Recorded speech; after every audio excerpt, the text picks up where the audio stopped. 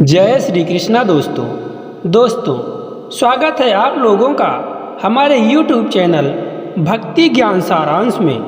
दोस्तों, आज की ये कहानी कोई कहानी नहीं बल्कि हमारे जीवन के लिए एक बहुत बड़ी सीख भी है। अगर इसे आप लोग ध्यानपूर्वक और अंतिम तक सुनेंगे तो आप लोगों को सारी सच्चाई खुद ब खुद पता चल जाएगी। दोस्तों, एक पेड़ पर एक कौवा का जोड़ा रहता था। दोनों अपनी जिंदगी में बहुत खुश थे। एक दिन वहीं पास आकर एक कोयल बोलने लगी, जिसकी आवाज़ सुनकर लोग वहां रुकने लगे। कौवा ये देखकर अपने आप से घृणा करने लगा और ये सोचने लगा कि भगवान ने हमारे साथ कितना गलत किया है, क्योंकि देखने में ये भी काली है और मैं भी काला ही हूँ, लेकिन इसकी आवाज़ सुनने के लिए लोग रुक जा रहे हैं और मैं कहीं पर बैठकर बोलने लग जाऊँ तो लोग मुझे पत्थर मार कर भगा देते हैं। भगवान ने ये मेरे साथ कितनी नाइंसाफ़ी की है।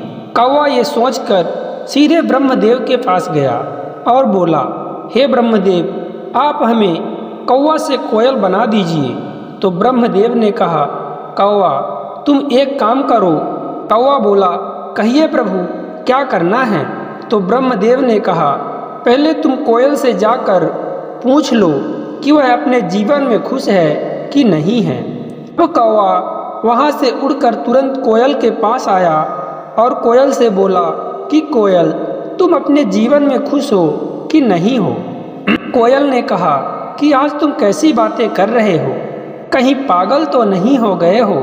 कौवा ने कहा, नहीं, मैं सच कह रहा हूँ, क्योंकि तुम में और मुझ में कोई ज़्यादा फर्क तो है नहीं, फिर भी लोग तुम्हारी आवाज़ को खड़े होकर सुनते हैं और मैं बोलता हूँ तो मुझे पत्थर मार कर भगा देते हैं। तो कोयल ने कहा कि पहले मैं भी यही सोचती थी कि मैं सबसे अच्छी हूँ, लेकिन मैंने जब से हंस को देखा है तब से मुझे भी ये लगता है कि ब्रह्मा जी ने मेरे साथ कितना गलत किया है, क्योंकि मेरा रंग तो काला है पर हंस सफ़ेद है। दूर से ही देखने में कितना प्यारा लगता है। कौवा वहाँ से तुरंत भागा ब्रह्मदेव जी के पास पुनः पहुँच गया और बोला, हे ब्रह्मदेव, अब मुझे कोयल नहीं हंस बना दीजिए, क्योंकि वह सफ़ेद रंग का होता है और दूर से भी अच्छा दिखता है। कौवा की बात को सुनकर ब्रह्मदेव ने पुनः उसे कहा, अच्छा, तुम एक काम करो, पहले हंस से जाकर पूछ लो कि वह अपने जीवन में खुश है कि नहीं। ब्रह्मा जी की ये बात सुनकर कौवा बिना देरी किए हुए तुरंत वहाँ से उड़ गया और सरोवर में पहुँचा, जहाँ हंस सरोवर में तैर रहा था। कौवा सरोवर के तट पर बैठकर हंस से बोला कि हे हंस भाई, देखने में तो तुम बहुत सुंदर लगते हो, पर अपनी ज़िंदगी में खुश हो कि नहीं? तो हंस ने कौवे से कहा, देखो कौवा भाई, मुझ में तो सिर्फ एक ही रंग है और वो है सफ़ेद, और पहले मैं भी यही सोचता था कि मैं सबसे सुंदर और सबसे सुखी हूँ, लेकिन मैंने जब से तोते को देखा है मेरी ये गलतफहमी दूर हो गई है कि मैं सबसे सुंदर हूँ, क्योंकि तोते के पास कई रंग होते हैं और इंसानों के पास भी वह रहता है। इसीलिए अब मुझे भी लगता है कि मैं तोता होता तो कितना अच्छा होता, और मुझे ऐसा लगता है कि भगवान ने मुझे हंस बनाकर मेरे साथ बहुत गलत किया है। कौवे ने कहा, हंस भाई, तुम कह तो ठीक ही रहे हो। इतना कहकर कौवा पुनः ब्रह्मदेव के पास गया और बोला, हे ब्रह्मदेव, अब मुझे हंस नहीं बनना है, अब आप मुझे तोता बना दीजिए, क्योंकि तोता कितना रंग बिरंगा होता है और लोगों को पसंद भी बहुत आता है। ये बात सुनकर ब्रह्मदेव ने कौवे से कहा कि ठीक है, मैं तुम्हें तोता बना दूंगा, लेकिन तुम पहले तोते से जाकर मिल आओ कि वह अपनी जीवन में खुश है या नहीं है। अब कौवा फिर वहाँ से जल्दी उड़कर तोते के पास आया और तोते से बोला, क्यों भाई तोता, कैसे हो? अपनी ज़िंदगी में खुश हो कि नहीं हो? तो तोते ने कहा, नहीं भाई कौवा, मैं पहले खुश था पर अब नहीं हूँ। कौवे ने कहा, क्यों भाई, भगवान ने तो तुम्हें कई रंग दिए हैं और इंसान भी तुमसे बहुत प्यार करते हैं। तो तोते ने कहा, वो सब तो ठीक है, पर मैंने जब से मोर को देखा है तब से मुझे ऐसा लगता है कि मैं मोर होता तो कितना अच्छा होता, क्योंकि मेरे पास तो सिर्फ 2-3 रंग ही हैं, लेकिन मोर के पास तो अनेकों रंग हैं और वह जब नाचता है तो कितना अच्छा लगता है।